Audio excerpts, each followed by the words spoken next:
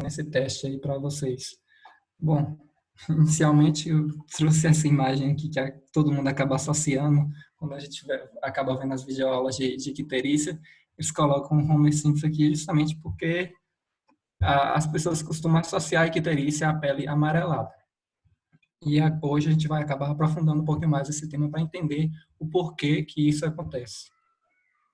Bom, inicialmente a gente vai falar um pouco dos objetivos dessa sessão, entender o conceito de icterícia, entender o que é icterícia, o que causa ela, entender o metabolismo da bilirrubina, e nessa parte do metabolismo da bilirrubina eu vou dar um enfoque muito grande para vocês, justamente porque isso vai acabar facilitando o entendimento das etiologias e também da correlação, vai acabar facilitando o nosso raciocínio clínico em cima disso. A gente vai pontuar as principais causas, sempre associando essas etiologias com o próprio metabolismo da bilirrubina e compreender a abordagem ao paciente ictérico, que Júlia vai falar um pouquinho para vocês. Bom, introdução. Primeiro, o conceito. O que é a icterícia? É a coloração amarelo-alaranjada de pele e mucosas. Esse é um conceito que o Zaterka traz, mas o que causa essa coloração amarelo-alaranjada? É justamente o aumento da bilirrubina no sangue, que esse pigmento vai aumentar por defeitos no seu metabolismo, que eu vou explicar posteriormente como ocorre esse metabolismo. E não é simplesmente esse aumento que vai acabar fazendo com que a pessoa fique muito amarelada. Existem alguns fatores que vão acabar interferindo nisso, como a própria iluminação do local vai interferir se você vai perceber ou não essa coloração do paciente. Também a cor de pele do paciente ou mesmo os níveis de bilirrubina. Informação bem interessante, que aqui fala que ela vai ser detectável no paciente a partir de 2,5 a 3 miligramas por decilitro no adulto e no neonato a partir de 8 a 9 miligramas por decilitro. E uma questão importante aqui como eu falei, a icterícia ela vai ser decorrente dessa deposição desse pigmento. E quando a gente fala de bilirrubina, a gente tem que pensar que ela tem uma grande afinidade pela elastina. E aí, quais são os locais que tem elastina assim, que a gente pode acabar abordando numa semiologia? A esclera e o freio da língua. Então, são regiões que a gente pode estar sempre observando ali no exame físico que vão estar mais amareladas. Inclusive, em alguns casos, quando já a recuperação desse paciente, a diminuição dos níveis de bilirrubina, esses locais podem permanecer um pouco amarelados ainda. Bom, agora dando início aqui ao metabolismo da bilirrubina, como eu falei para vocês, a icterícia ela vai resultar de distúrbios em uma ou mais etapas do metabolismo da bilirrubina. Mas de onde vem essa bilirrubina? A bilirrubina ela vai ser decorrente principalmente de hemácias envelhecidas. Aí quando a gente estuda aquele ciclo de vida lá das hemácias, a gente vê que as hemácias têm cerca de 120 dias de vida.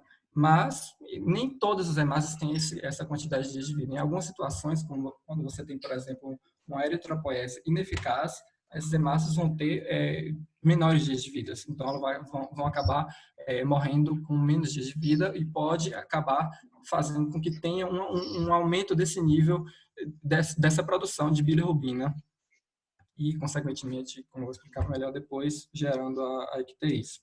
E qual a função da bilirrubina? Para a gente, ela acaba sendo, dentro da prática, um bom marcador para a gente acabar verificando se tem algum problema ali no fígado. Mas e para o corpo em si? Eu tentei procurar alguns artigos, mas acaba que eu só encontrei o Zaterka, ele falando que acredita-se que tem alguma função antidiabética. Em ratos, ela acaba tendo uma função, por exemplo, de aumentar a sensibilidade à insulina e também ajudando no metabolismo do colesterol. Agora, falando de cada fase em si desse metabolismo da bilirrubina, iniciando por uma fase pré-hepática. E aqui esse quadro, ele resume bem essa fase pré-hepática. Como eu falei para vocês, ela vai ser decorrente de hemácias envelhecidas, e aí que entra a importância do sistema chamado sistema retículo endotelial, que é aquele dos macrófagos, o sistema monocitário, que seria principalmente o baço e também o fígado. E aí, o que ocorreria com essa hemácia? Essa hemácia seria degradada por macrófagos, gerando aí ocorreria liberação de hemoglobina. E por ação dos macrófagos também, essa hemoglobina iria ser degradada em um grupo M e um grupo globina. O grupo globina é um peptídeo, ele iria ser reaproveitado para a produção de outros peptídeos. Já o grupo M, ele vai ser novamente degradado em ferro e protoporfirina. Esse ferro, assim como a globina, ela vai ser reaproveitado lá na medula óssea para a produção de mais hemoglobina, e a protoporfirina, a gente vai ver depois no videozinho que eu vou passar, tem chamados 4 anéis pirrólicos, e aí vai ter a abertura desses 4 anéis produzindo a biliverdina. E por ação de uma enzima chamada biliverdina redutase, a gente vai ter a produção da bilirrubina indireta. Essa bilirrubina indireta ela vai ser lipossolúvel, também chamada de bilirrubina não conjugada. E aqui algumas informações bem importantes: 70% a 90% da bilirrubina formada é proveniente da hemoglobina, mas também ela pode ser derivada de outras proteínas que contêm o hemo, como por exemplo o citocromo P450 e a própria mioglobina. Outra informação: 96% da bilirrubina plasmática está na forma indireta. Isso acaba tendo uma implicação, como eu falei para vocês, essa bilirrubina indireta, ela é lipossolúvel. E para ela estar ali, ela não vai se solubilizar com facilidade no sangue, então ela vai precisar se ligar a algo, ela vai se ligar à albumina. E essa ligação também vai ter outra implicação, que, por exemplo, a gente sabe que o rim ele não vai filtrar com facilidade essa albumina. Então, normalmente, você não vai encontrar essa bilirrubina indireta lá nos exames de urina. Outra implicação do fato dessa bilirrubina indireta ela ser lipossolúvel é que ela vai ter uma facilidade de adentrar barreiras, como, por exemplo, a barreira hematoencefálica, que a gente vai ver depois, a encefalopatia bilirrubínica. E aí, aqui outra informação básica: a produção diária de bilirrubina no adulto é de 4 miligramas por quilograma. Algumas correlações clínicas que a gente já pode acabar tirando dessa primeira etapa aqui do metabolismo da bilirrubina. Quando você tem uma degradação de hemácias acelerada, no caso, um aumento dessa hemólise, vai ter o aumento de todas essas etapas aqui, consequentemente, um aumento da bilirrubina indireta. Quando você tem drogas que se ligam à albumina, e aí um artigo que ele traz as sulfonamidas e os salicilatos, ele também acaba interferindo, competindo com essa bilirrubina indireta pelo sítio de ligação da albumina. Deixa eu ver aqui. Continuando, eu falei já da fase pré-hepática, agora falando da fase intrahepática.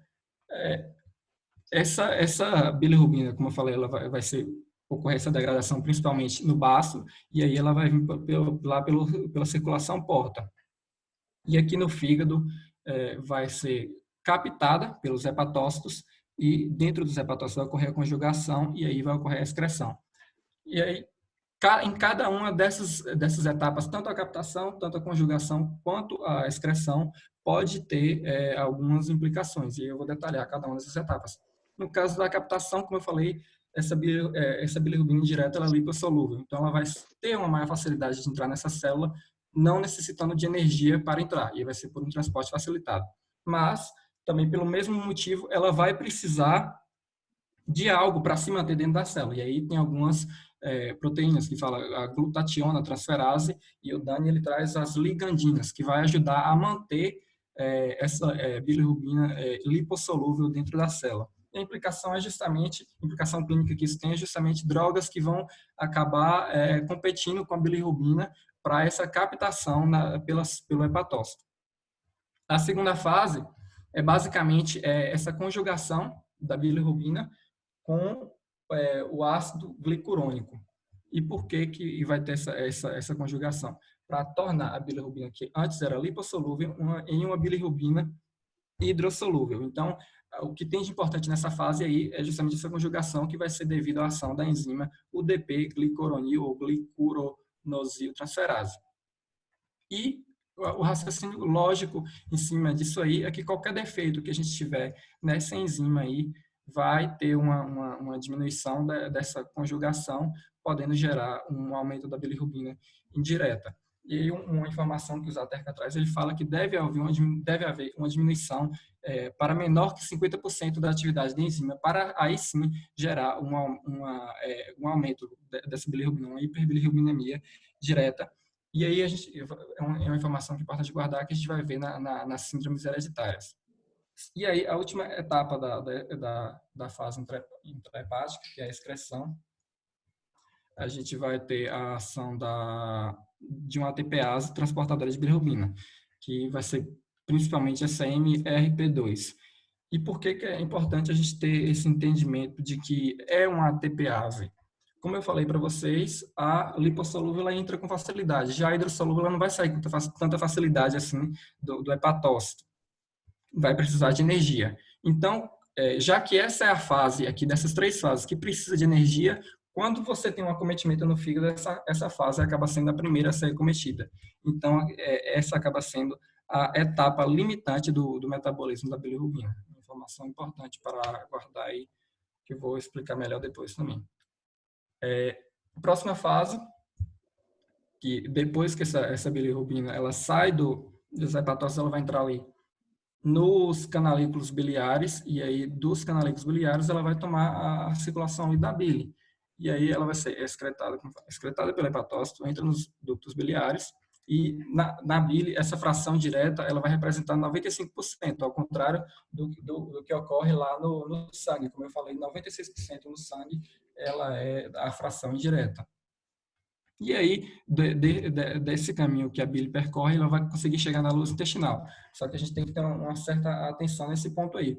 Porque falam, sai do hepatócito para chegar até a luz intestinal, parece que é um caminho simples, mas a gente tem que lembrar que ela vai acabar passando por muitas estruturas anatômicas. Vai ter que passar pelos ductos hepáticos direito, esquerdo, o ducto hepático comum, chegando ali no ducto cístico, na vesícula biliar, e depois no ducto colédoco, para assim chegar lá na ampola de Vater, no duodeno.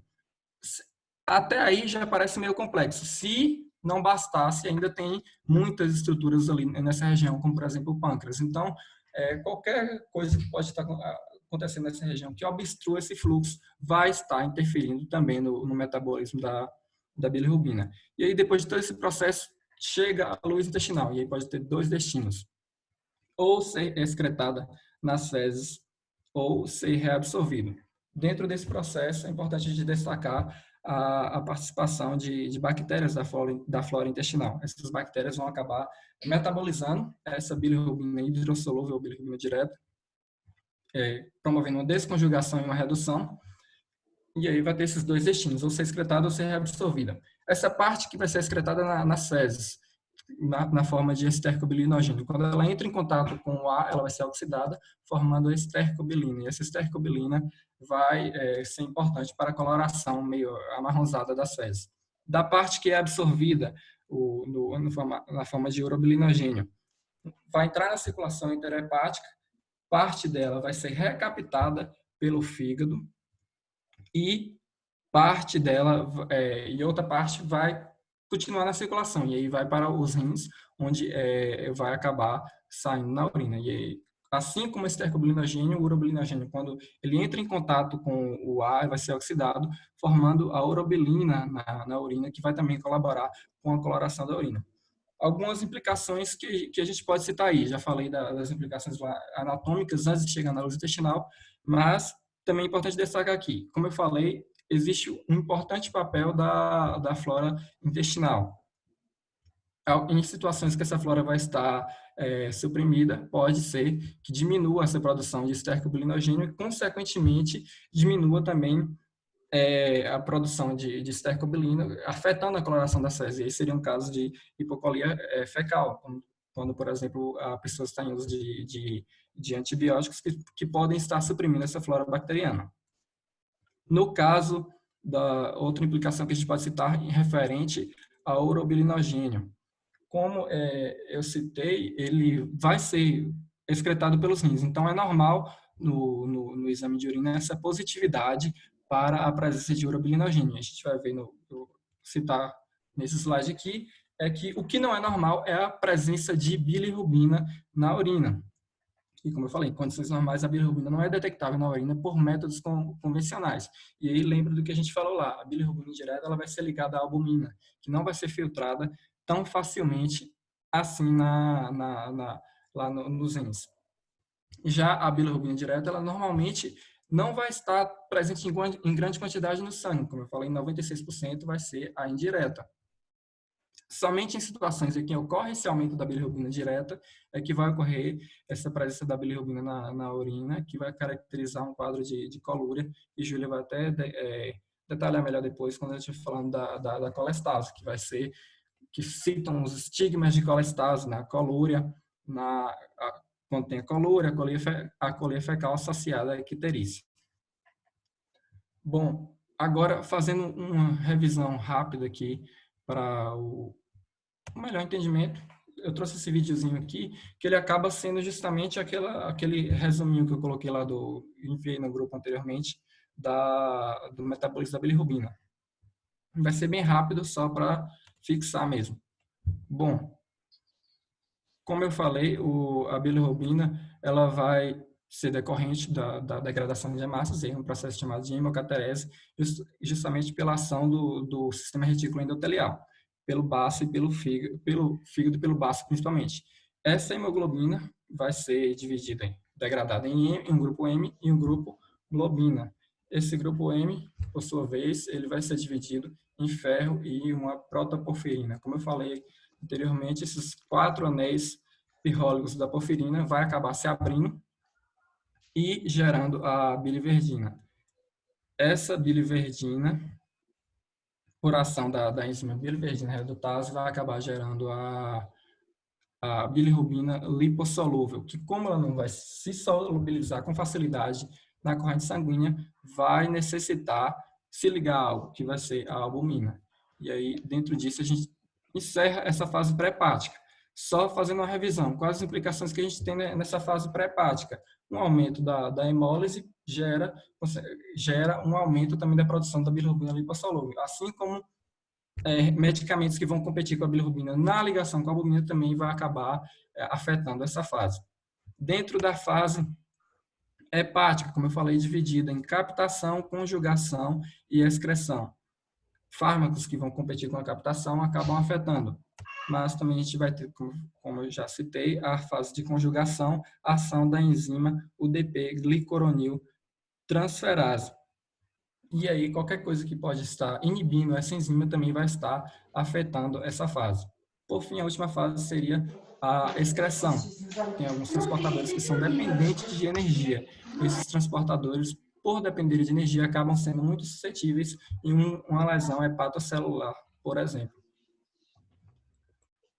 Na última fase aqui, terminando essa revisão rápida, a gente vai ter a fase pós-hepática, onde essa bilirrubina vai acabar entrando na bile e aí com destino ao intestino. Lá no intestino, por ação da flora bacteriana, vai ter a produção do estercobilinogênio, que aí, quando é oxidado se transforma em estercobilina, que vai contribuir para a coloração das fezes. E também vai ter a produção pela flora bacteriana do urobilinogênio, que pode ser tanto excretado ou reabsorvido. Quando é reabsorvido, pode ser recaptado no fígado, indo novamente para o intestino, ou ser excretado nos rins, que, quando ele está na urina e entra em contato com ar, é oxidado e forma a urobilina, contribuindo também com a coloração da urina. Isso foi só para fixar mesmo essa questão do metabolismo da bilirrubina, que vai facilitar muito o entendimento das etiologias que eu vou começar a abordar agora. Só retomando o conceito, icterícia é a pigmentação amarelada da pele e mucosa resultante de níveis elevados desta na circulação sanguínea. Elevados desta seria, no caso, da pigmentação amarela. E aí esse quadro aqui ele traz alguns parâmetros, mas acaba tendo uma variação da literatura. O Zaterka, por exemplo, traz que o nível total de bilirrubina ele pode chegar a 1,5 miligramas por decilitro. Então acaba tendo essa variação aí. E quais são as etiologias da bilirrubina? Esse quadro ele exemplifica bem e já faz essa correlação que eu acredito que é muito importante com o metabolismo. Então, quando a gente observa aqui esses 5 mecanismos básicos, a superprodução, a diminuição da captação, a diminuição da conjugação, a gente observa que qualquer coisa que vai afetar nessas etapas vai estar ocasionando um aumento dessa bilirrubina indireta. Já se ocorre em fases posteriores, como, por exemplo, alteração da excreção ou obstrução biliar, vai estar afetando, no caso, afetando ocasionando um aumento da bilirrubina direta. E aí, partindo desse raciocínio, que a gente acaba classificando essas icterícias em 3 grupos. Uma icterícia onde tem um aumento da produção, chamada de hemolítica, que aí vai predominar a bilirrubina indireta. E uma icterícia que vai ter um dano hepatocelular, que vai estar afetando tanto captação, conjugação e excreção, só que a gente lembra que a excreção, por ser a fase que depende de energia, ela vai ser a primeira afetada. Então, ela vai ser mista com predomínio da bilirrubina direta. E aí, pode surgir uma dúvida nessa questão por que predomina a bilirrubina direta? Porque já vai ter sido produzida. Mas como que a bilirrubina direta ela vai acabar retornando para o sangue? Quando ela acaba sendo impedida de sair dos hepatócitos para os canalículos biliares, pode ocorrer esse fluxo retrógrado da bilirrubina direta. E no caso da obstrutiva, que Júlia vai detalhar melhor falando das síndromes colestáticas, é importante falar que ela vai ser do tipo mista também, predominando a bilirrubina direta. E nesse caso, a gente pode surgir uma dúvida também sobre por que poderia ser mista. Aí o Zaterka ele traz um trecho interessante de que essa bilirrubina, quando ela tem essa retenção dentro do hepatócito, ela acaba tendo esse fluxo retrógrado, pode ocorrer também a desconjugação dessa bilirrubina, e pode ter esse padrão misto, mas normalmente predomina a bilirrubina direta. Agora, detalhando um pouquinho das causas. Falando das causas pré-hepáticas, já até abordei um pouco para vocês. A gente vai ter o aumento da produção de M, a diminuição da captação de bilirrubina pelo hepatócito. Sobre o aumento da produção de M, a gente tem que lembrar que a medula é o órgão com maior capacidade vicariante do corpo humano. O que isso quer dizer? Que ele é um órgão que vai se adaptar muito bem às situações que ocorrem dentro do nosso corpo. Então, em uma situação de hemólise, em anemia megaloblástica, sideroblástica, ferropriva, que vai estar precisando que a medula esteja produzindo mais hemácias, ela vai se adaptar, ou seja, essa eritropoese pode aumentar 10 vezes. E o fígado vai acabar dando conta desse metabolismo posteriormente, ele não tem tanta essa capacidade tão vicariante assim como a medula tem. E é justamente isso que vai acabar ocasionando esse aumento dos níveis de bilirrubina indireta. E aí o Zaterka ele traz esses dados aqui que, no caso, as anemias hemolíticas vão acabar gerando essa hiperbilirrubinemias discretas, cerca de 5 miligramas por decilitro. Não é algo que acaba sendo muito grave. E dentro desse contexto de aumento de produção de M, o Zaterka também traz duas entidades interessantes para a gente aqui no Brasil, que é justamente a malária e o calazar, que é sempre importante a gente estar atento a essas duas condições. Sobre a diminuição da captação pelo hepatócito, a gente vai ter o efeito competitivo de medicamentos, e a literatura sempre traz esses medicamentos aí, rifampicina, ácido flavospídico, novabiocina e contrastes colecistográficos. Por que é importante a gente ter noção desses medicamentos? Porque vocês vão ver posteriormente que existem algumas síndromes hereditárias, então é sempre importante a gente ter noção desses medicamentos quando tiver que acabar prescrevendo esses medicamentos para esse tipo de paciente. E no caso do jejum prolongado, tanto afetando através da gliconeogênese, diminuição das proteínas plasmáticas, e a gente lembra que a bilirrubina lipossolúvel precisa estar ligada a essas proteínas para acabar se solubilizando no sangue, e também o próprio fato de acabar esse jejum prolongado estar desviando vias metabólicas do fígado, então pode estar afetando esse metabolismo da bilirrubina. Sobre as causas intrahepáticas, a gente vai ter diminuição da capacidade de conjugação da bilirrubina e a diminuição da capacidade de excreção da bile conjugada. E doenças hepatocelulares, que Júlia vai detalhar depois. Sobre a diminuição da capacidade de conjugação da bilirrubina. O mecanismo é simples. Como eu falei, vai ter uma enzima que vai ser responsável por essa conjugação, que vai ser a UDP-glicoroniltransferase. Então, qualquer defeito nessa enzima, considerando que tenha essa diminuição da atividade, como eu já citei, para menos que 50%, vai acabar gerando esse aumento da bilirrubina. E tem essas entidades aí, no caso, a icterícia neonatal, que ela vai ser fisiológica entre o segundo e quinto dia de vida, sendo que normalmente seus níveis séricos não excedem 10 miligramas por decilitro. E a gente lembra que a criança, antes de nascer, ela não tem essa nutrição enteral, mas sim a mãe que vai prover tudo para vai prover os nutrientes para o filho. Então, ele não vai ter essa maturidade do fígado. Consequentemente, algumas enzimas podem estar imaturas, isso ocorrendo principalmente em bebês prematuros. Nesse caso, podendo gerar essa icterícia neonatal. Também pode ocorrer quando a icterícia do leite materno. Essa icterícia do leite materno vai se dar justamente por conta da presença de esteroides no leite materno. E esses esteroides vão estar inibindo essa atividade enzimática. Outra possibilidade é a chamada hiperbilirrubinemia neonatal familiar transitória, que vai ser justamente a presença de inibidores dessa enzima no soro da mãe.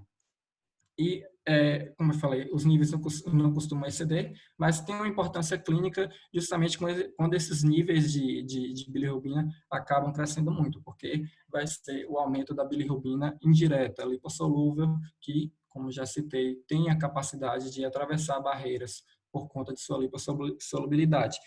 E quando ela atravessa essa barreira hematoencefálica, pode gerar a encefalopatia bilirrubínica, chamada de Kernicterus. E aí seria um caso mais grave. Pulando a icterícia neonatal, falando um pouco das síndromes hereditárias, a gente tem 3 síndromes, que seria a síndrome de Gilbert, de Crigler-Najjar tipo 1 e Crigler-Najjar tipo 2. Vai ser praticamente o mesmo mecanismo, vai ser defeitos, né, nessa enzima, cada uma com o seu grau. E também a gente vai ter as causas secundárias, que, como eu já citei, por que é importante a gente ter noção desses medicamentos, para quando a gente tiver que prescrever esses medicamentos para esses pacientes que têm essas síndromes, estar bem atento a isso. Sobre a síndrome de Gilbert, ela vai acabar acometendo de 7 a 12% da população europeia, sendo a principal causa do aumento da bilirrubina indireta depois da hemólise, vai ser mais comum no sexo masculino, numa proporção de 3 para 1. Nessa síndrome, a enzima só vai ter de 10 a 33% de sua atividade. Apesar disso, vai ser uma hiperbilirrubinemia indireta leve e persistente. Normalmente, o paciente ele vai acabar percebendo, tendo esse diagnóstico em exames de rotina, não porque ele está sentindo alguma coisa. Mas existem algumas situações que podem acabar agravando essa condição, como, por exemplo, um jejum prolongado ou mesmo uma atividade física intensa. Ela acaba sendo um diagnóstico de exclusão quando não há outros sinais e sintomas sistêmicos, ausência de hemólise laboratorialmente reconhecida, provas de função hepática normais, biópsia normal. Eu coloquei aqui a ausência de hemólise laboratorialmente reconhecida e grifei essa parte, porque o que seria essa ausência de hemólise laboratorialmente reconhecida?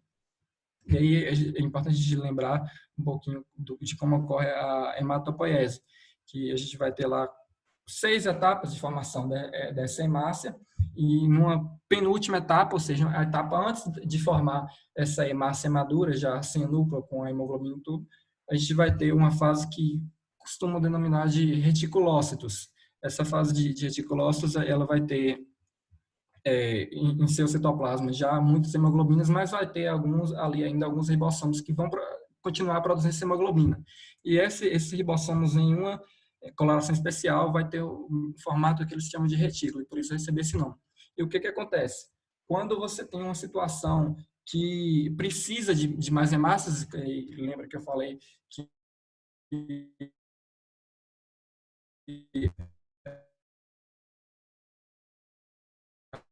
a medula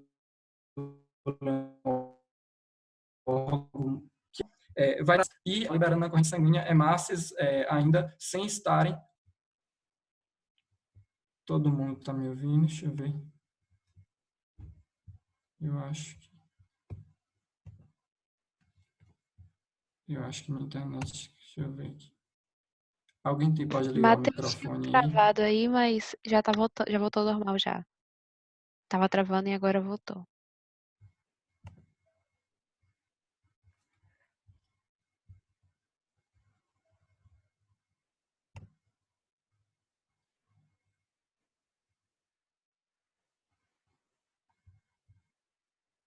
A gente já tá te vendo normal, Matheus. Tá me ouvindo?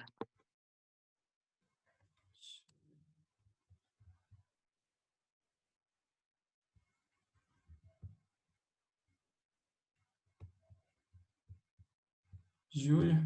Oi, tu tá me ouvindo?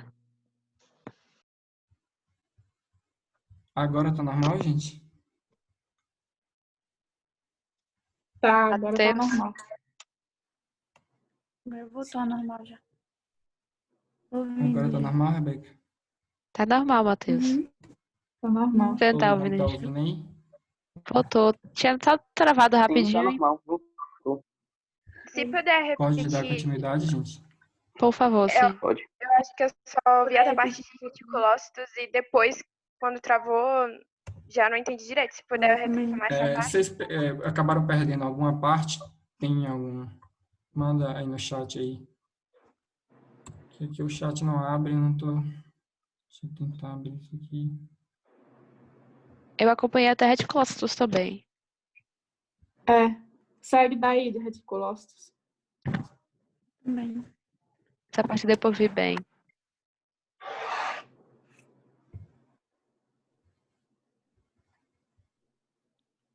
Pode seguir, Matheus. A gente já tá te ouvindo já.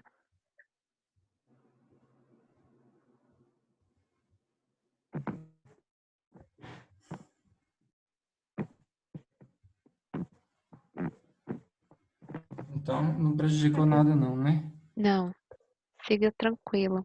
Então, eu vou dar continuidade normal. Depois, se alguém perdeu alguma parte aí, me fala que eu volto. Tinha parado.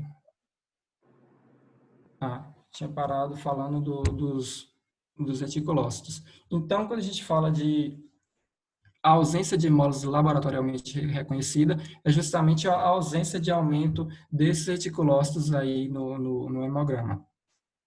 E qual seria a importância clínica dessa síndrome de Gilbert, já que ela não é tão maligna? Justamente porque ela pode ser confundida com outras doenças hereditárias. E aí tem um teste de restrição calórica que vai acabar ajudando nesse diagnóstico diferencial. E tem tratamento? Normalmente não precisa de tratamento, já que não é uma doença que vai estar causando uma icterícia muito forte. Mas pacientes por motivos estéticos, como por exemplo modelos que precisam estar, em alguns casos, fazendo esse jejum, podem estar fazendo uso do fenobarbital, que é um fármaco que vai acabar estimulando essa enzima, a glicoroniltransferase. Importante lembrar também que essa síndrome pode acabar causando um acúmulo de alguns fármacos, como, por exemplo, o irinotecan, e aí pode aumentar os efeitos colaterais desses fármacos também. Outra síndrome, a de Crigler-Najjar, tipo 1, não sei falar direito, a do tipo 1 vai ser a deficiência completa da glicoroniltransferase, ou seja, não vai ter enzima. Ela costuma já surgir no período neonatal e acaba sendo bem mais grave do que a de Gilbert, podendo atingir níveis de até 45 miligramas por decilitro. Sendo que no passado tinha uma alta letalidade, mas hoje em dia já tem alguns tratamentos que podem estar ajudando, como por exemplo a plasmaferese, que seria justamente essa retirada desse sangue e retirar do corpo e retirar essas substâncias tóxicas, que nesse caso seria a bilirrubina indireta. E tem também a fototerapia e inibidores da hemioxigenase. Nesse caso, esses inibidores da hemioxigenase seria justamente para inibir a produção da bilirrubina indireta. O tratamento curativo seria o transplante hepático. E nesse caso, o fenobarbital tem algum efeito, como eu citei na síndrome de Gilbert? Não, porque tem a deficiência completa da enzima, então não tem o que estimular. Tem também a síndrome de Crigler-Najjar tipo 2, que seria a deficiência parcial. A outra deficiência total é essa deficiência parcial, que pode ser de moderada a grave. Nesse caso, permanece cerca de 10% da atividade da enzima. E os níveis séricos da bilirrubina são baixos, está nessa faixa de 6 a 20 miligramas por decilitro. Nesse caso, o fenobarbital é eficaz na redução desse aumento das bilirrubinas e pode, inclusive, ser usado como diagnóstico diferencial. Bom, agora falando da diminuição da capacidade de excreção da bile conjugada. A gente vai ter a icterícia com predomínio de bilirrubina conjugada ao misto, lembrar que já vai ter ocorrido essa conjugação, não vai ter alterações nas provas de função hepática, não vai ter os chamados estigmas de colestase, que seria colúria e alcoolia fecal. Nesse caso, eu estou falando dessas duas síndromes aqui, que seria a síndrome de Dubin-Johnson, que aí seria decorrente de mutações no gene daqueles transportadores lá, dependentes de energia, que eu já falei para vocês, e a síndrome de Hutton, que seria um defeito molecular desconhecido. Podem ser tanto no armazenamento dessa bilirrubina direta, quanto na secreção. Agora, detalhando cada uma dessas, a gente tem a de Dubin-Johnson. Ela vai ser conhecida como icterícia crônica idiopática. Os níveis de bilirrubina normalmente vai ser baixo, mas podem acabar chegando até a 25 miligramas por decilitro. E vai predominar a fração direta, como eu já citei. Normalmente é assintomático ou sintomas gastrointestinais vagos, pode ter uma hepatomegalia sem estigmas de colestase. Pode ocorrer um acúmulo de pigmento escuro na região centrolobular dos lóbulos hepáticos. Porém, a biópsia não é fundamental para esse diagnóstico, sendo que ajuda mesmo esse diagnóstico a dosagem de coproporfirina urinária, que vai confirmar o diagnóstico quando se tem um predomínio da fração 1 dessa coproporfirina em detrimento da fração 3. E é uma doença que tem um prognóstico excelente. Sobre a síndrome de Hutton, bilirrubinas totais séricas em torno de 3 a 7, podendo chegar a 20 miligramas. É um diagnóstico diferencial com a síndrome que eu citei anteriormente, e no caso a dosagem de coproporfirinas não vai ter esse padrão de predomínio da fração 1 em detrimento da fração 3. E vai ter uma ausência de pigmentação característica dos hepatócitos, nesse caso na biópsia hepática. Bom, gente, agora a Júlia ia começar a falar da icterícia colestática, mas ela tinha dado a sugestão de dar uma pausa de 5 minutos aí. Deixa eu ver o que vocês respondem.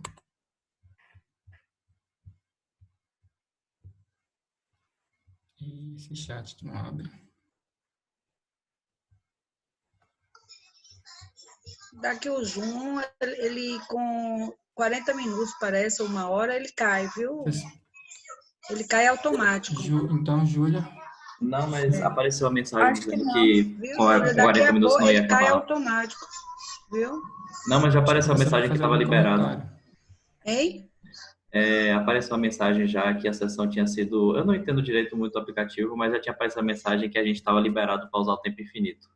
Ah, foi? Porque geralmente o que eu tenho usado aqui na Baiana, hoje mesmo eu dei aula, eu tenho em 2 etapas. Cai mesmo, ele cai automático, mas tudo bem. Eu não sei o que acontece, mas volta e meia, eu já estou usando o Zoom tem uma semana e toda hora ele aparece, o host, ele, como é que chama? Melhorou? Não lembro o nome não, mas ele dá a mensagem, enfim, a gente pode seguir que não vai... Esse Zoom vocês pegaram da UF, como é? Não, a gente usou normal da gente mesmo. Não, pronto, só aplicativo mesmo. Ah, tá. O que eu tenho usado com um grupo de amigos meus, para a gente bater papo, toda sexta-feira a gente se reúne, também cai. Aí mas se cair automático, a gente entra inclusive com o mesmo link. Entendeu? E o da Baiana mesmo, hoje eu dei aula, foi em 2 etapas. Segunda-feira eu fiz tutoria em 3 etapas, que a tutoria é mais longa, né? Caiu, tive que refazer, mas tudo bem, se cair, entra com o mesmo link. Viu? Você não prefere emendar, não, Júlia? Melhor continuar mesmo. Eu acho que a gente já está aqui no pique, no raciocínio. De antemão, Matheus, muito parabéns, viu, Matheus? Sua aula está excelente, viu? E os gráficos, adorei aquele filmezinho que ali você fez uma revisão de toda a fisiopatologia da bilirrubina. O metabolismo está fantástico, foi muito detalhado, foi muito detalhista. Parabéns. viu? Muito legal. Acho que quando eu for dar aula de metabolismo, eu vou querer essa aula sua. Porque está muito detalhista, muito minuciosa, entendeu? E o filminho ficou fantástico, aquela revisão que você fez ali. Você pegou, você fez pegou o, né? Você fez tudo e botou ali na coisa que ninguém esquece mais aí, viu? Vocês se viram, quem é quarto ano, viu esse metabolismo que eu dei no meu módulo, né? Acho que eu já dei para vocês. Caiu na prova. É assunto de prova, viu? Quem é do terceiro ano aí é assunto de prova, viu? Aí eu acho bom você continuar. Quer dizer, isso é a minha opinião, né? Eu continuaria, Júlia. Seu áudio está desligado. O seu tem que ligar. Você tem que ligar. O seu está desligado. Seu áudio está desligado. Agora eu vou desligar o meu.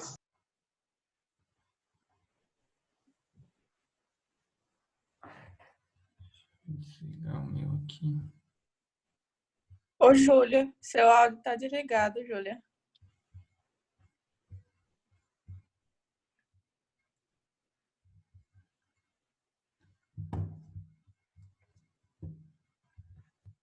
Agora você está me ouvindo? Pronto, ligou agora. Perfeito, então.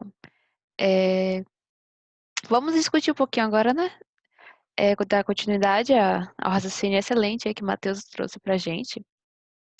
Eu queria falar um pouco com vocês sobre quiterícia colestática. Todo mundo consegue me escutar direitinho? Algum problema? Não?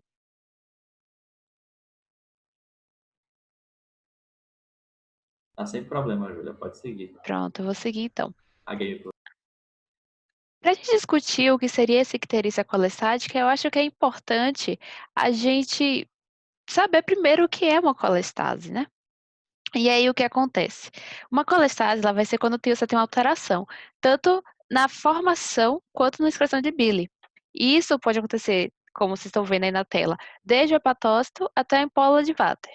Basicamente, você vai ter um impedimento da drenagem da bile, você vai ter um acúmulo de produtos biliares no organismo. E aí você vai ter uma elevação de ácidos biliares, de bilirrubina, de cobre, que isso aí vão entrar mais à frente, nos detalhes do metabolismo de cobre. São várias coisas que vão se acumular. E aí eu trouxe aqui dessa forma bem Júlia, simplificada. Oi, tá tudo certo aí? coloca o slide em tela cheia. Aqui tá em tela cheia. Ixi. Tá para todo mundo tá em tela cheia? Não, aqui não tá em tela cheia, não. Que estranho. Não. Minimiza ou sai, coloca. Ai, de tem... novo. Oi, Ai, só um instante. E agora foi? Ainda não, ainda tá aqui aberto. Tá, um segundo. Eu vou botar para compartilhar de novo. E agora tá certo? Pra Pronto, vocês? agora foi. Perfeito, então. ninguém. Ok, dando seguimento. Os hepatócitos, eu gostaria de chamar a atenção para a de vocês que eles possuem um complexo juncional, ligando os hepatócitos entre si, que está representado aí de forma bem simples, né? Simplista nessa imagem de amarelo. E por que eu trago essa informação? Porque pode acontecer alterações na integridade da junção do hepatócito, e aí isso vai fazer com que haja um aumento da permeabilidade do espaço intercelular. E também até mesmo um aumento da permeabilidade dos próprios sinusóides que estão naquela região. Isso aí vai causar uma regurgitação de águas solutos e dos componentes da bile, que eu já comecei a falar, dos sais biliares, bilirrubina, colesterol, né, e lipoproteínas, tanto para dentro dos hepatócitos quanto para a própria corrente sanguínea. E aí cada uma dessas coisas vai ter uma repercussão sintomática. Por exemplo, o colesterol acumulado, ele vai formar o que nós chamamos de xantomas, e destacando até o xantelasma, que é um tipo específico de xantoma, que eu vou mostrar foto para vocês mais tarde, mas basicamente vai ser uma coleção lipídica que você consegue visualizar na pele. Você vê que tem como se fosse uma bolsa ali de amarelada de gordura. o acúmulo de bilirrubina, que, como a gente já viu, vai ser responsável por essa coloração amarelada da icterícia, e sais biliares na pele vai gerar um prurido, que, por sua vez, vai ter uma repercussão negativa significativa no bem-estar do paciente, que eu também quero abordar com cuidado com vocês, isso aqui. E vocês conseguem ver meu mouse se mexendo? Sim, né? Ok. O que acontece? Vocês estão vendo os hepatócitos aqui em cor creme? É só para vocês conseguirem visualizar. Você vai ter complexos juncionais que, quando eles estão com alterações, não estão funcionando devidamente, você começa a ter um refluxo, uma regurgitação de todo esse material, tanto para o hepatócito quanto para os sinusoides. E aí você tem um acúmulo tecidual e até mesmo sérico dos componentes. A icterícia colestática, que você tem um acúmulo desses produtos biliares, ela pode ser tanto intrahepática quanto extrahepática. A intrahepática, como o próprio nome já deixa bem claro, vai estar relacionada a alterações em estruturas e funções que ainda ocorrem dentro do próprio fígado. E extrahepáticas que vão estar relacionadas com coisas externas, tipo a própria árvore biliar. Você tem uma compressão, uma estenose ali, você vai ter uma colestasia extrahepática. E aí, o que acontece? Na intrahepática, geralmente está relacionada com transporte e secreção de bilis, tanto pela hepatose, como também por um processo obstrutivo ainda nesses canalículos aqui biliares, dentro do fígado, né? Que se for na árvore biliar mesmo, você já vai estar uma colestasia extrahepática. E aqui eu trago as principais causas de colestasia intrahepática, que é a hepatite viral, sobretudo a hepatite A aguda, hepatite tóxica e medicamentosa, inclusive estrogênio por anticoncepcionais orais, doenças infiltrativas do fígado e cirrose biliar primária. Já a extrahepática, eu queria mostrar aqui rapidamente vocês lembrar como é que é esse caminho aqui da bile, porque saindo do fígado a gente vai ter os ductos hepáticos, direito e esquerdo, que vão se juntar e vão formar o ducto hepático comum. A partir daqui, alterações a partir do ducto hepático comum até o final, lá na ampola de Vater, onde ele vai se encontrar com o ducto pancreático, qualquer alteração nessa região aqui vai ser extrahepática. Antes disso, intrahepática. E ela vai estar relacionada com obstrução, ao fluxo da bile, em algum desses pontos. Pode ser tanto uma alteração da própria árvore biliar como externa ela, pode ser, por exemplo, o tumor, a estenose benigna do colédoco, e pode ser, inclusive, algo transitório, como é uma migração de um cálculo para essa região. Eu trouxe aqui um cálculo só para ilustrar a colestase intrahepática e extrahepática. Não quero que você se preocupe nesse momento em gravar tudo, qual é qual, mas eu quero destacar algumas coisas que são relevantes. A EQIAS tem, por exemplo, as principais causas intrahepáticas. Espere só um pouquinho aqui, pessoal, que eu vou consertar aqui as imagens aqui na minha tela, tá? Um segundo.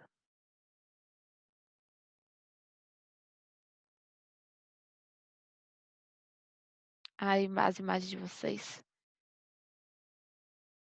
Ó, a Carol tá tentando entrar. Não consegui, mas tudo bem. Tá dando para chegar aqui.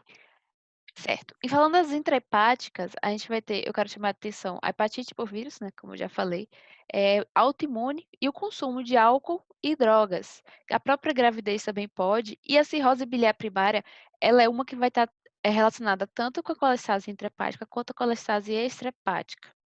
E tumores também, vai estar aqui na próxima tabela, que não, foi. Que são as extrahepáticas. E aí a paciente já pode nascer, pode ser congênito, devido, por exemplo, a essa atresia das vias biliares, você vai ter uma redução no lúmen. Então, você vai ter uma dificuldade ao fluxo da bile. Ou pode ser adquirido com o passar do tempo, né? Durante a vida do paciente, como uma coledocolitíase. A presença de um cálculo ali no colédoco pode ser uma causa possível para uma icterícia colestática extrahepática. E aí, novamente, a gente tem a cirrose biliar primária e as neoplasias também podem influenciar. Agora você recebe um paciente, você está vendo que ele está ictérico, mas como é que você vai saber, assim, você vai nortear seu pensamento? É colestático? Não é colestático? Aí eu vou começar a dar algumas dicas para vocês. O paciente está ictérico, você vai procurar saber. Ele está tendo hipocolia ou acolia fecal? Como é que está a coloração das fezes desse paciente? Porque se for colestático, você vai ter uma redução da coloração até mesmo ficar bem esbranquiçada. Se for não colestático, você não vai ter isso aí. Porque como você está tendo um, um impedimento do fluxo da bile, você não consegue que essa bile chegue no intestino e tenha toda aquela conversão em esterco bilinogênio. E aí ele não vai para as fezes, não indo para as fezes, ele não consegue oxidar no ar nem gerar aquela cor característica das fezes. Mas já no caso da urina, você pode ter uma colúria. Porque aí você vai ter predomínio, e a gente vai discutir isso com calma depois, da bilirrubina direta. Ou seja, a bilirrubina que já saiu da hepatócito, já foi conjugada, já foi lá para a árvore biliar, mas por algum motivo ela não está seguindo. Ela acaba, lembra que eu falei que ela regurgita, volta para a hepatócito, volta para a corrente sanguínea? Então, ela voltando para a corrente sanguínea, chega no glomérulo, e Matheus explicou isso bem, ela não consegue passar pela barreira dos glomérulos. Não consegue ser filtrada. Na verdade, ela consegue passar. Ela é excretada pelos glomérulos. Já a bilirrubina indireta, não. Por isso que na colestática você vai ter uma colúria, uma urina em cor de Coca-Cola, até mesmo, e na bilirrubina indireta, quando ela está elevada predominantemente, isso não acontece.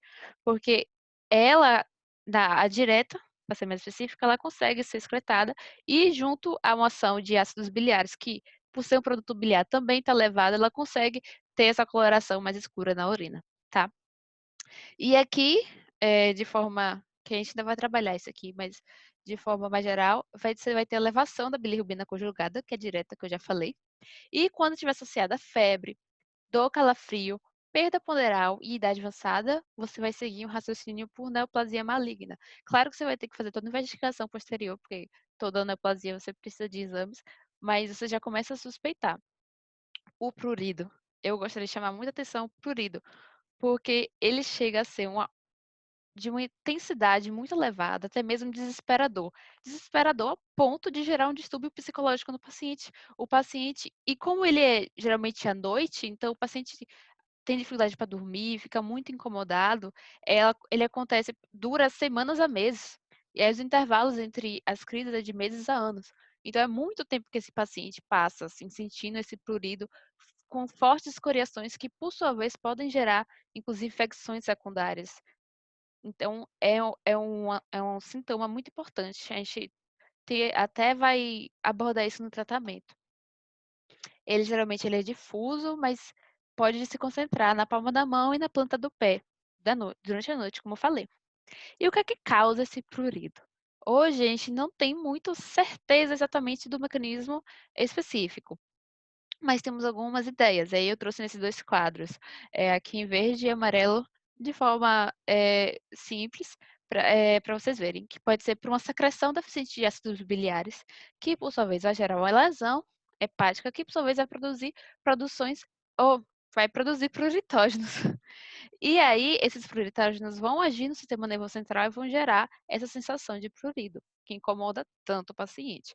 Ou então, pode ser também por uma causa que dependa de uma patogenética, tanto de ácidos endógenos e também de compostos serotonina símile. A dor. Como é a dor no paciente ictérico? Em relação à colestase, quando ela é intrahepática, praticamente o paciente não vai sentir dor. Se ele tiver dor, a possibilidade é mais alta de ele ser extrahepático, mas ainda pode acontecer no intrahepática. E as características diferem nessa situação. Ela costuma ser surda, em peso e constante. Já quando você está falando na extrahepática, ela é mais localizada e em cólica. E aí ela vai daqui, desde o hipocôndrio direito, ela pode irradiar para o dorso direito, para o ombro direito e até mesmo para o epigastro. E agora uma coisa muito, muito importante é a dor vai fazer parte de uma tríade de sintomas. É a tríade de Charcot. Vejamos bem, a tríade de Charcot é o paciente ictérico, que sente dor e tem febre com calafrio. Aí agora eu vou querer a ajuda de vocês. Eu vou pedir que vocês imaginem. Por favor, imagine o paciente chegando no pronto-socorro, não sei, chegando para vocês. E aí, eu quero que você imagine o paciente um pouco amarelado. Você está examinando, ele está amarelado. Visualizaram? E aí esse paciente agora ele está com febre sentindo calafrios e amarelado. E ao mesmo tempo você coloca um paciente em uma face de dor, porque ele está sentindo dor. Esse paciente que você imaginou, ele é um paciente que vai estar com colangite, porque a tríade de Charcot é um sinal patognomônico de colangite. Então, eu gostaria que vocês guardassem essa informação no coração de vocês. Hepatomegalia e um pouquinho de esplenomegalia também. A hepatomegalia, ela costuma aparecer com a frequência maior na colestase extrahepática, e aí o fígado, ele pode estar endurecido, até mesmo doloroso a palpação, no caso de colangite e abscessos, e já a esplenomegalia, ela vai acontecer mais em doenças colestáticas crônicas, e aí você vai ter a cirrose biliar primária e a colangite esclerosante, vai acontecer devido à presença de uma hipertensão portal, que vai fazer com que haja essa esplenomegalia. Eu gosto muito desse quadro para discutir, assim, na verdade, resumir a colestase, porque ele é muito visual. Veja bem, se a colestase, como eu falei, vai ter acúmulo de produtos biliares. E aí nós temos bilirrubina, ácidos biliares, as substâncias puritrogênicas, né, que com os ácidos biliares vai gerar esse prurido, bilirrubina e quiterícia, lipídios, os xantomas, xantelasmas, o cobre. O cobre ele vai ter um mecanismo, desculpa, vai ter um mecanismo é, atrapalhado quando o paciente é colestático, porque a excreção, na verdade, a secreção do cobre, né, ele segue o fluxo da bile, ele vai junto com a bile para posteriormente ser excretado pelas fezes. Como você não está tendo um fluxo adequado de bile, você também não está tendo de cobre, então ele começa a se acumular. E aí, como é que você está tendo? Também redução intestinal na verdade, você não está tendo a absorção adequada, você não está tendo bile lá no intestino, naturalmente você vai ter uma dificuldade de absorção. E aí a bile a gente sabe que emulsifica a gordura. Não está tendo bile, você vai ter uma esteatorreia. Tem alguém, deixa eu ver aqui se alguém está falando alguma coisa que está brilhando para mim.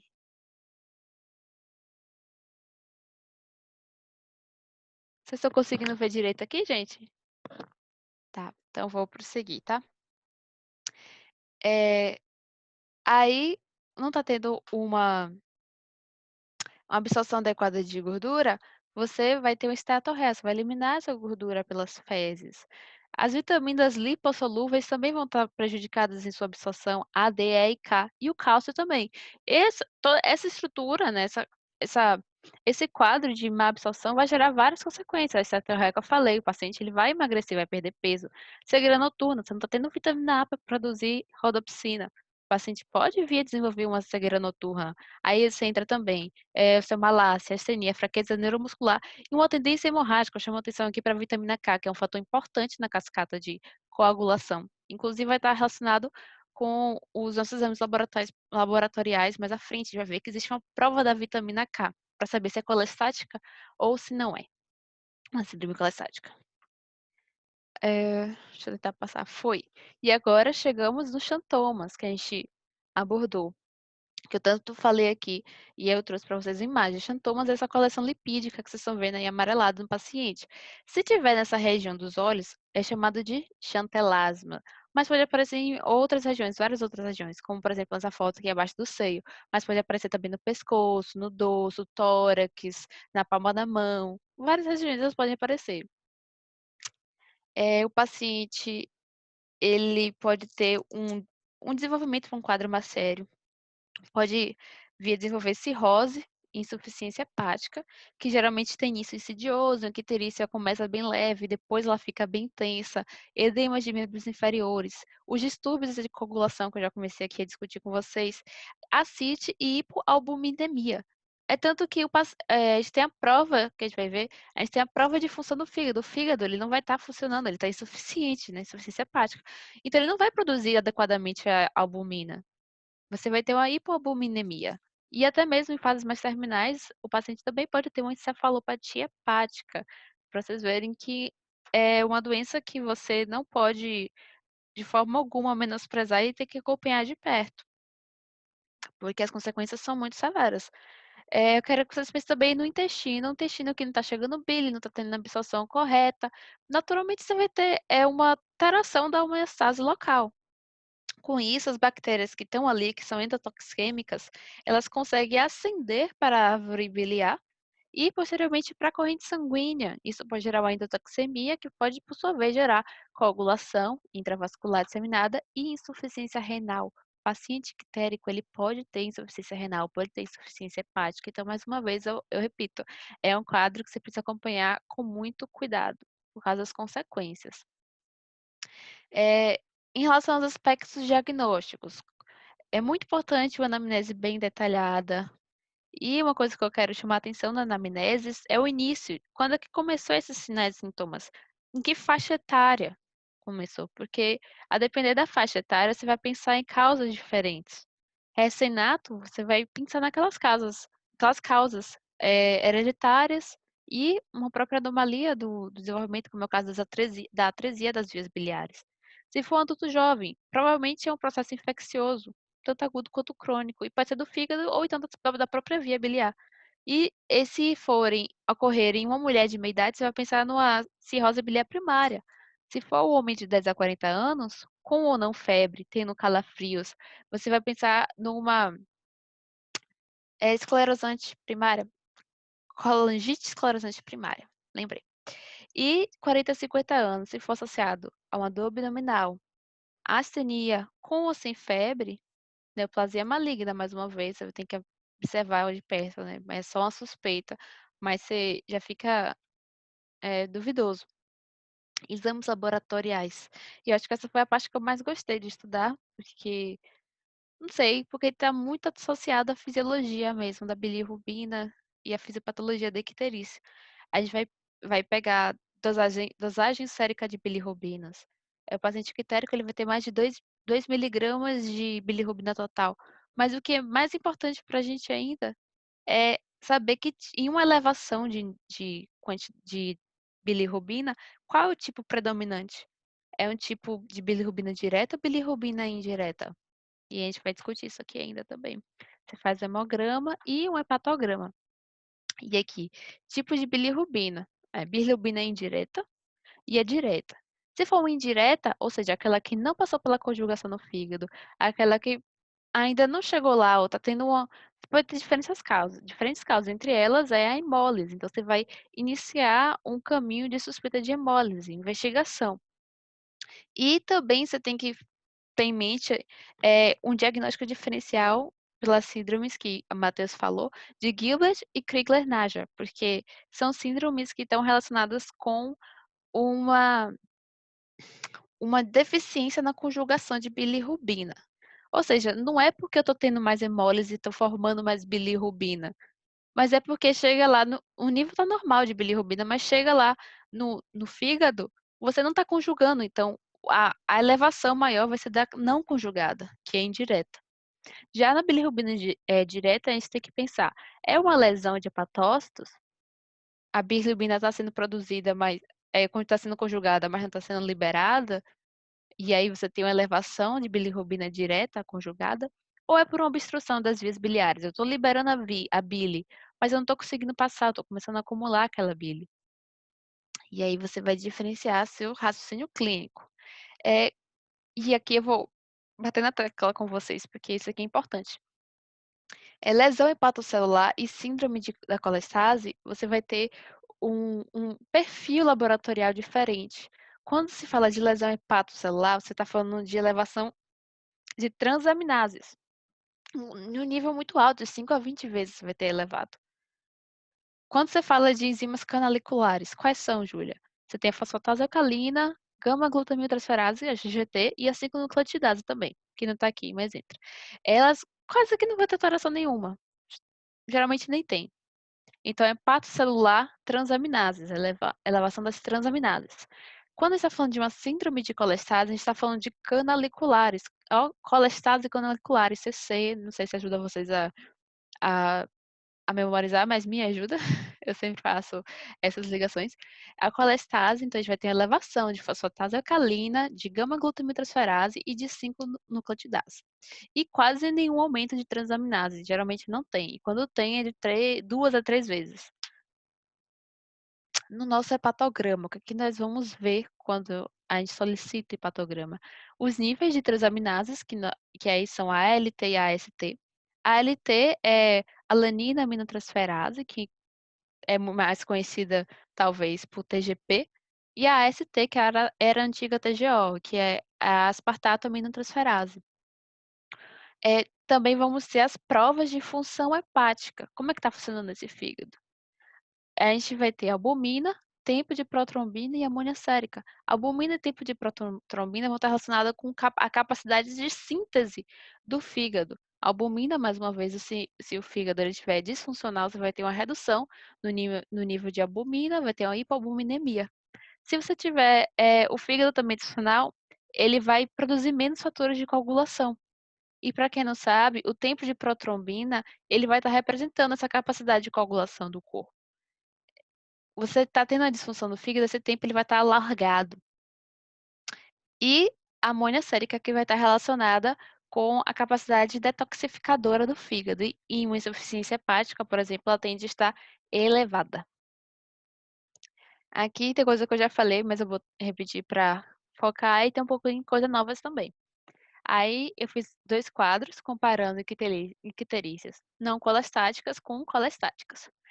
Na não colestáticas, você tem uma hiperbilirrubinemia indireta. Pensa nesse in como se fosse a negação de não colestáticas. Faz a relação do não com in. Talvez ajude. Icterícias não colestáticas, BI, bilirrubina indireta. A exceção dessas duas síndromes Durbin-Johnson e Holter. E vamos pensar, o paciente está com bilirrubina indireta elevada. Isso já fala a favor de hemólise. Aí eu faço mais alguns exames e eu percebo que o paciente está com anemia, reticulocitose, como o Matheus já discutiu. O reticulócito ele vai ser um pouco mais anterior à hemácia em sua cadeia de produção. Então, quando a gente está tendo muita hemólise, a nossa medula começa a tentar compensar e aí começa a liberar mais precocemente e você tem uma elevação de reticulócitos nos níveis séricos. Você vai ter uma fragilidade eritrocitária. O que é isso? Você vai ter que os eritrócitos vão ter menos resistência a sofrer hemólise. Você vai ter uma hemólise em maior quantidade. Você vai ter também a elevação da concentração da fração 2 da desidrogenase lática e uma redução da aptoglobina. A aptoglobina ela vai se ligar à hemoglobina depois da hemólise, de forma irreversível. Ela é produzida pelo fígado também. Se você está tendo muita hemólise, você está tendo que ligar muito a aptoglobina à hemoglobina. Então, você vai consumir demais, você vai ter uma queda nesse nível. E esse quadro todo vai estar indicando uma situação hemolítica, né, como causa. E temos também icterícias colestáticas, hiperbilirrubinemia direta, que aí vai ter elevação das canaliculares, sempre a CC, colestáticas canaliculares, fosfatase alcalina, GGT, que é gama-glutamiltransferase, e 5-nucleotidase. Eu tô falando rápido demais, gente, porque às vezes eu tenho a sensação que eu tô falando muito rápido. Se vocês quiserem que eu fale mais devagar, manda mensagem, por favor, que eu, eu dou uma desacelerada. Quando há uma lesão hepatocelular, deixa eu olhar o que é que vocês responderam, que pra mim não aparece de vez, não. Tá não. Tá Ótimo, tá. bom. Que bom. Pronto, vamos continuar. Quando você. É o que eu tô falando da colestática, da elevação da bilirrubina direta, e eu falei que as canaliculares são elevadas. E geralmente as enzimas hepáticas, que é a ST e a LT, as aminotransferases, não estão. Só que se você tiver uma lesão hepatocelular, aí sim você vai ter uma elevação associada de aminotransferases, que é a LT e a AST. E uma redução da atividade de protrombina, o paciente vai estar, como eu falei, com uma tendência hemorrágica, com a dificuldade de coagulação e também a hipoalbuminemia, porque o fígado ele vai estar disfuncional. E quando há uma colangite, neoplasia, também pode se observar um quadro de leucocitose. Com relação ao colesterol, se eu estou tendo uma colestase extrahepática ali se acumulando na região do colédoco, por exemplo, a gente vai ter uma elevação do colesterol, mas isso não acontece numa icterícia hemolítica. Na verdade, o que ocorre é uma redução do colesterol. Só um segundo, porque agora foi. Aspectos diagnósticos. Aqui eu trouxe algumas informações que eu achei curiosas, interessantes, que é, por exemplo, o uso de ácidos biliares séricos como indicador de colestase. Como eu falei, na colestase vai ter um acúmulo de bile dos produtos biliares e ácido biliar é um dos produtos, ele vai estar elevado. Então, se você tiver como medir o nível e perceber que ele está elevado, é um bom indicador de colestase. Contudo, não é um exame que está normalmente acessível, presente. Então, embora ele seja um bom indicador, você nem sempre vai poder lançar a mão dele. Sobre a fosfatase alcalina e a GGT, a gama-glutamilotransferase. Você nunca vai analisar só um dos dois. Ah, eu vou pedir a FA, mas eu não vou pedir a GGT, ao contrário. Não vai fazer isso. Por quê, Júlia? Veja bem, a fosfatase alcalina e a GGT, elas podem se elevar em situações diferentes. Uma eleva e a outra não. E no caso da colestase, ambas são elevadas. A fosfatase alcalina em distúrbios ósseos e gestação, ela pode estar elevada. E a GGT com o consumo de alguns medicamentos e álcool também. Então, se você está tendo, por exemplo, uma elevação da fosfatase alcalina, mas você está com um nível normal de GGT, isso é indicativo de um distúrbio ósseo. Então, você sempre vai analisar os dois para ter certeza que os dois estão elevados e sim suspeitar uma icterícia colestática, que é quando as canaliculares estão elevadas. Ok? Sobre o nível das aminotransferases. Quando é que elas estão mais elevadas? Se você tiver uma hepatite viral, uma hepatite isquêmica ou uma intoxicação por paracetamol, que a gente sabe que paracetamol tá aí de amplo uso, né? As pessoas usam por conta própria várias vezes. E temos também a prova da vitamina K. Eu falei que o paciente ele tem uma deficiência na absorção de vitamina K, que é uma vitamina lipossolúvel. Então, o tempo de protrombina vai estar alargado, porque o paciente vai ter uma tendência hemorrágica, vai ter dificuldade na coagulação. E esse tempo de protrombina vai estar analisando justamente a cadeia extrínseca da coagulação. Enquanto alargado significa que tem um problema nesse processo. Então, só que aí, quando o paciente está com o tempo alargado por colestase, se você aplicar, fazer uma administração parenteral de 10 miligramas de potássio, o tempo de protrombina vai voltar ao normal. Mas se não for isso, se for, por exemplo, icterícia por uma lesão hepatocelular, ela não volta. Então, essa é a chamada prova da vitamina K. Falando sobre os aspectos diagnósticos de imagem, eu trouxe aqui, assim, relevei, chamei mais atenção para a ultrassonografia, porque é um bom exame, é o primeiro que você vai pedir. Ele não vai ter sequelas para o paciente, ele pode mostrar várias coisas para a gente, obstrução da árvore biliar, se tem um cálculo ali no colédoco, lesões expansivas, não só do parênquima hepático, como da árvore biliar, do próprio pâncreas. Você sabe que, por exemplo, um tumor de cabeça de pâncreas está ali comprimindo a árvore biliar, você pode ter também uma obstrução. Então, lesões expansivas podem ser observadas. Pode ser observada dilatação das vias intrahepáticas. No entanto, como nada nesse mundo é perfeito, se você tiver um cálculo pequenininho lá no fim do colédoco, chegando já assim na ampola de Vater, você não vai conseguir ver com ultrassonografia normal, convencional. E aí que entra a ultrassonografia endoscópica. Aqui tem vários exames diagnósticos, tomografia computadorizada, colangiografia, tanto por ressonância magnética como percutânea, vários, biópsia. E eu queria ressaltar para vocês a ultrassonografia endoscópica, que é chamada também de ecoendoscopia. Por quê, gente? É capaz de observar esses cálculos que eu falei que a ultrassonografia convencional deixa passar.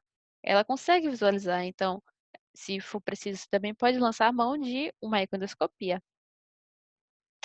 Aspectos terapêuticos, como, ok, já vi que o paciente tem icterícia, como é que eu vou proceder? Primeiramente, eu tenho que tratar esse prurido tão desesperador para o paciente. Aí você entra com o fenobarbital, pode entrar, na verdade, ou antagonistas opioides, mas com mais frequência você vai entrar com quelantes dos sais biliares. Como assim? Se o prurido está acontecendo devido ao acúmulo de sais biliares no tecido do paciente, na pele, o que você faz? Quelante é um sequestrador. Você vai aplicar um sequestrador de sais biliares. E aí eu trouxe 2 exemplos, que é a colestiramina e ácido ursodesoxicólico. Eu treinei toda essa palavra e falei certinho, estou orgulhosa. Você tem essas 2 opções como de quelantes de sais biliares para você utilizar. Você vai tratar também déficits nutricionais do paciente, vai você vai caminhar para que haja uma dieta rica em triglicerídeos de cadeia média, também fazer uma suplementação de vitaminas, porque, como a gente viu, as lipossolúveis não estão sendo absorvidas adequadamente. Em caso de uma coletocolitise, por exemplo, é um tratamento endoscópico que você vai fazer. Aí você utiliza uma papilotomia para ter acesso aos cálculos e aí sim você faz uma retirada, já resolve aí o quadro da coletocolitise do paciente. Então, pessoal, o que eu tinha para falar para vocês hoje era isso. Eu espero que eu tenha ajudado de alguma forma, né, no aprendizado de vocês.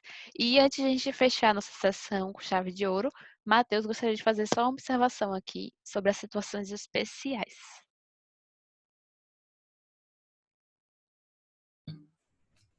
Falando sobre algumas situações especiais, onde pode acabar ocorrendo a icterícia, a gente vai ter icterícia no cirrótico, que seria um estágio já onde o fígado está mais acometido.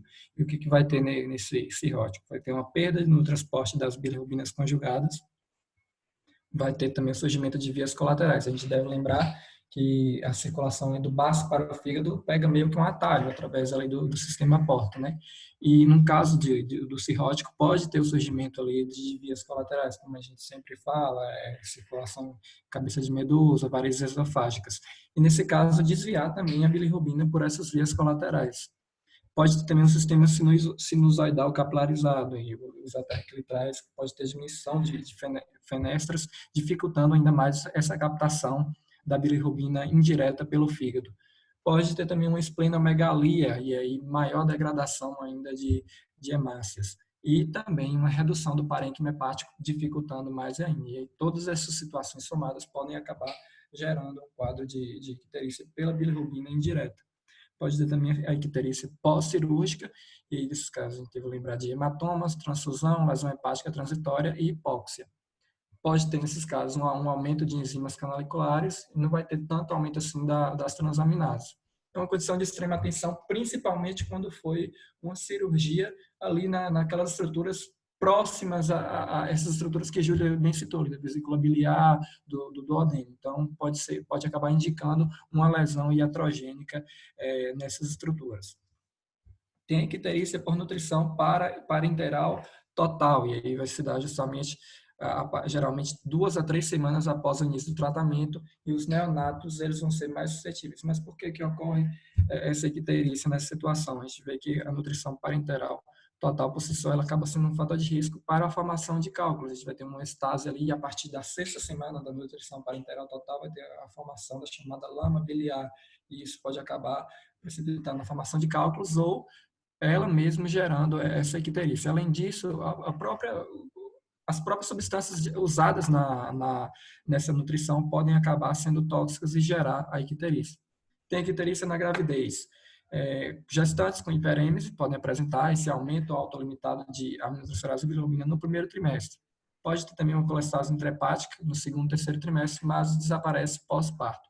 E tem a síndrome HELP ou HILP, como você prefere chamar, caracterizada por hemólise, e já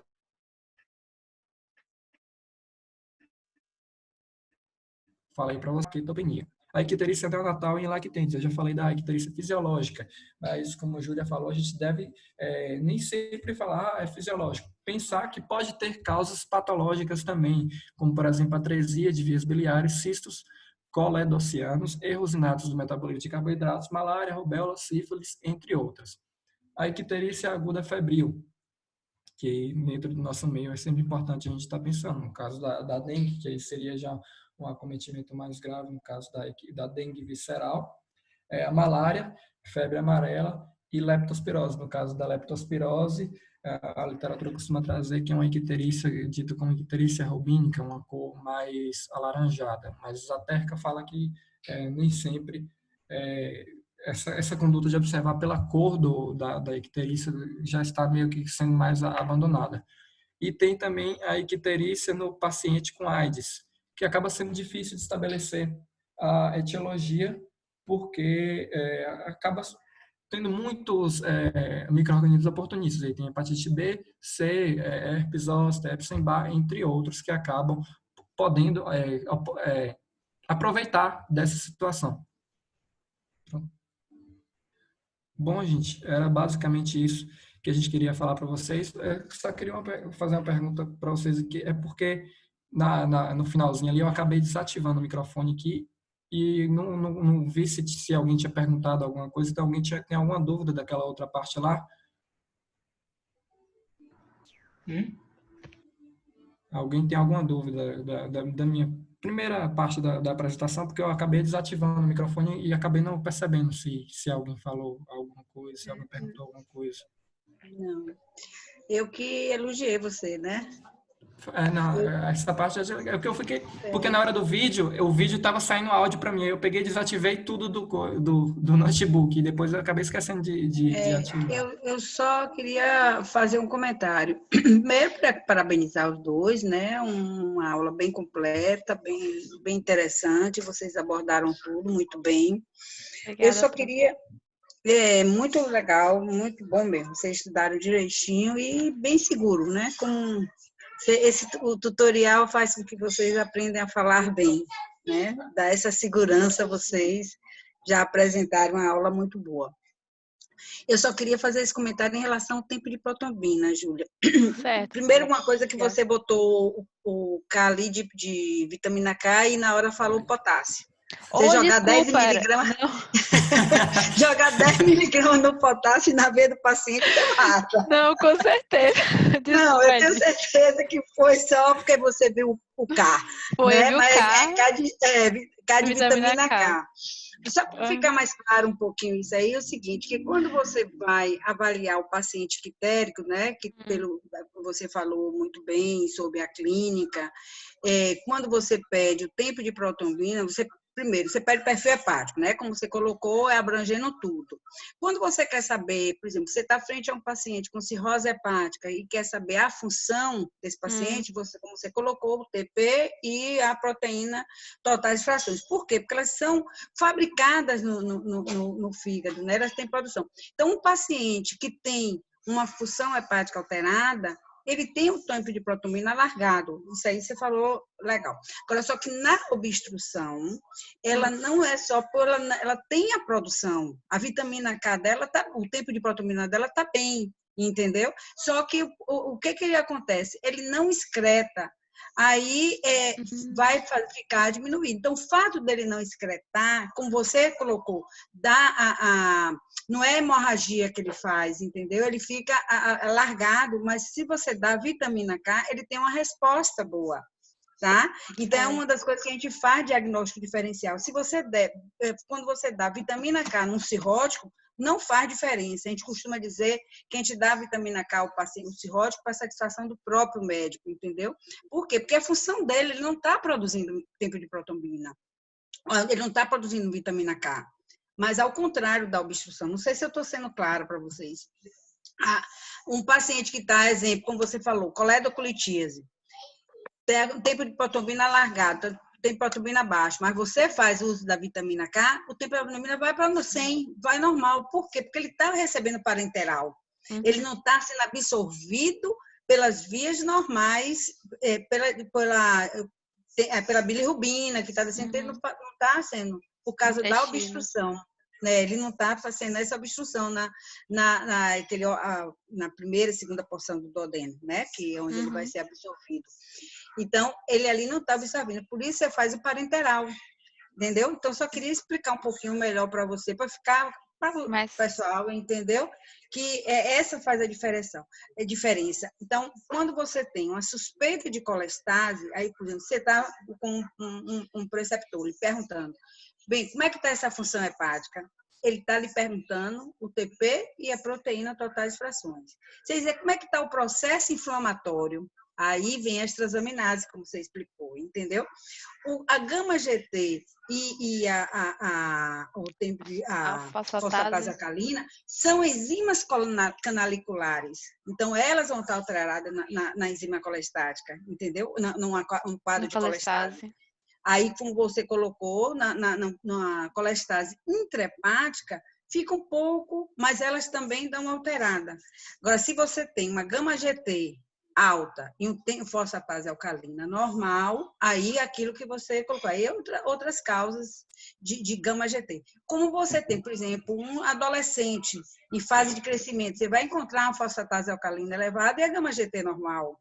Aí, se você tem doenças ósseas, fosfatase alcalina e gama-GT normal.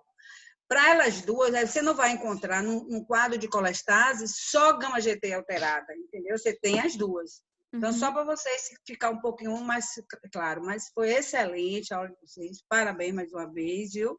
Muito obrigada, Pro. E as meninas da UF só brilham, viu? Tá bom? Então, eu queria também comentar que eu gostei da aula de vocês, né? Nádia, que saudade! Pois é, Nádia, eu achei que você tinha... Quando você entrou, eu já estava e acabei não falando com você. Né? Não lhe vi, não. Achei ótimo a apresentação. Lembrar que agora está muito em moda de falar de iceberg.